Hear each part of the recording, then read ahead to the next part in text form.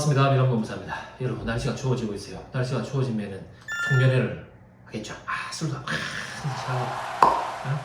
저도 맥주 참 좋아합니다. 그런데 술을 자시면은 꼭 대리를 타세요. 대리 업체에서 협찬 받은 거 아닙니다. 협찬해줄 그런 사이즈도 아니에요 아직.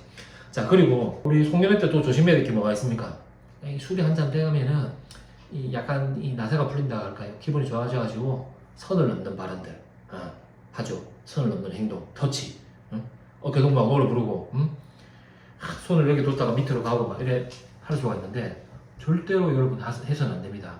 해서는 안 돼요. 자, 사례가 하나 올라왔어요. 어떤 임원이 비영리 기관 임원입니다. 이분이 회식 자리에서 늘 아무튼 뭐 자주 한 것 같아요. 여자가 따라주는 술이 제일 맛있다. 이런 얘기를 여러 번 했어요. 그러다 문제를 막 삼으니까 그 임원이 이렇게 얘기를 합니다. 이거 아재 개그다. 아재 개그인데 뭘 그렇게 말을 하냐 이렇게 했는데 회사에서 해임을 당했습니다. 해임을 당하고 소송까지 갔는데 최종적으로 재판부에서 고법 판결이 나왔어요. 해임이 정당하다 나왔습니다. 물론 여기 이게 발언 말고도 그게 있었대요. 직원에게 일방적이고 부적절한 신체 접촉도 한 차례 있었답니다. 이 정도의 비위행위면은 해고는 좀 과하지 않나라고 생각할 수도 있는데 그만큼 회사에서 요새 이제 이 추세가 성희롱에 대해서는 엄격하게 바라본다는 겁니다, 여러분. 그래서 절대로 이게 뭐 상대방이 그때는 아무 말 안 했다 아니면 늘 하던 농담 아니냐 전에도 했던 건데 왜 이제 와서 문제를 삼냐 이렇게 생각을 해서는 안 됩니다. 경각심을 갖고 남자든 여자든 관계없이 다 조심을 해야 됩니다. 자, 이왕 이래 나온 김에 제가 성희롱 개념이랑 요건을 한번 살펴볼게요. 자, 직장 내 성희롱의 개념입니다, 여러분.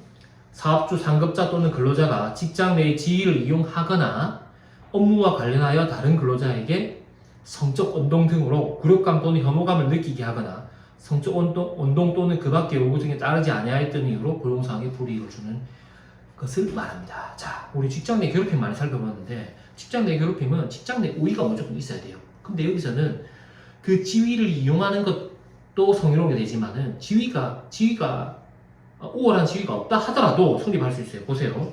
업무와 관련하여 이제 하급자가 성급자랑 미팅을 하는데 하급자가 하는 행위, 업무와 관련해가지고 하는 행위도 성희롱이 될 수 있다는 겁니다. 그리고 우리 남녀고용평등법에 그게 있어요. 우리가 취업을 하고자 하는 자도 여기 보호 대상에 들어갑니다. 그래서 우리 뉴스 보면 한씩 나오죠. 면접 보러 온 사람한테 양배해가지고 막 이렇게 여러 가지 이제 이 사건이 벌어지는 경우가 있는데 그것도 남녀고용평등법의 보호 대상이기 때문에 처벌을 받을 수가 있어요. 그리고 고객이 하는 건 어떠냐? 이게 고객이 성희롱 발언을 한다. 이거는 남녀고용평등법상의 직장 내 성희롱이냐? 그건 아닙니다. 여기에 법에 이렇게 있어요. 사업주, 상급자 또는 근로자가 되고 싶어하는 자까지 포함되어 있는데 고객은 아닙니다. 고객은 따로 추행을 했다면 형사건으로 해가지고 경찰서에 가셔야 돼요. 자, 그 다음 요건을 볼게요. 성적 언동이라면은 어느 말이잖아요. 말을 하거나 행동을 하거나 행동을 보통 뭐 터치를 하거나 아니면은 뭐 이상한 화면 틀어놨는다든지 폰으로 뭐 얘가 문자 보낸다든지 이런 것들은 행위가 되겠죠. 그리고 말, 좀 전 그 임원 케이스처럼 술은 여자가 뭐 이런 것들 있죠. 그런 것들을 조심해야 됩니다. 아예 안 해야 돼요. 조심이 아니라 그런 생각 자체를 이제는 버려야 된다 하면 안 돼요.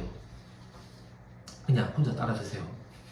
자, 그리고 성적 굴욕감 또는 혐오감을 느끼게 한다. 이거는 그냥 그 피해를 받았다고 생각하는 말하는 사람이 나는 굴욕감을 느꼈어야 하면 성립되는 부분입니다. 그래서 그게 무슨 그 굴욕감이야? 우리 통념상 예전부터 해오던 농담 아니냐? 아재 개그다. 나는 개그인데 왜 니는 그걸 진담으로 받는 필요 없어요. 기분 나빴다면 끝입니다.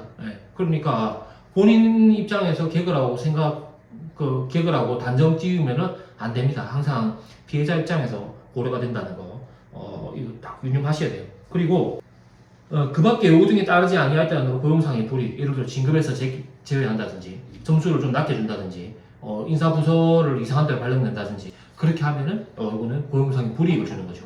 그때도 성희롱에 해당할 수 있습니다. 술 한잔 따라봤는데 안 따랐다고 상급자가 열받아가지고 딴 데 발령낸다 이거죠. 이거는 고용상의 불이익 주는 겁니다. 그래서 이런 것들도 다 성희롱에 해당을 합니다.